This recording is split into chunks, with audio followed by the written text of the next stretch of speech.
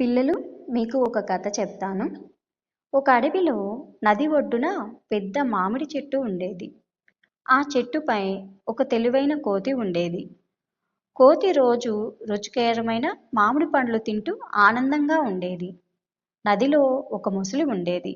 ఒకరోజు మొసలి కోతిని చూసి స్నేహం చేయాలనుకుంది.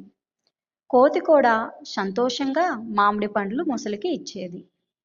మొసలి ఇంటికి వెళ్ళి తన భార్యకు మామిడి పండ్లు ఇచ్చింది. అవి తిన్న మొసలి భార్యకు చాలా నచ్చాయి. అప్పుడు ఆమె ఇలా చెప్పింది: ఈ కోతి రోజు ఇంత తీపి పండ్లు తింటే దాని గుండె ఇంకెంత తీయగా ఉంటుందో, నాకు ఆ కోతి గుండె కావాలి అంటుంది.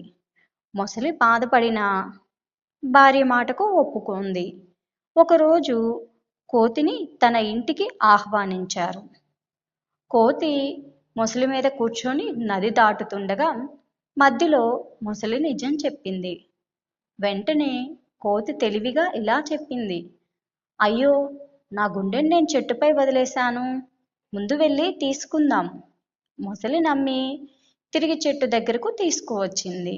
కోతి వెంటనే చెట్టుపైకెక్కి తెలివి లేకుండా మోసం చేయలేరు అని చెప్పి తప్పించుకుంది. మొసలి తన తప్పును గ్రహించి సిగ్గుపడింది. తెలివి ఉంటే ప్రమాదం నుంచి బయటపడవచ్చు. పిల్లలారా, గుర్తుపెట్టుకోండి, స్నేహాన్ని మోసం చేయకూడదు. ఇంకా ఈ కథ నుండి మీకు ఏమర్థమైందో కామెంట్లో చెప్పండి. ఈ వీడియోస్ నచ్చితే లైక్ చేయండి, సబ్స్క్రైబ్ చేయండి. Thank you.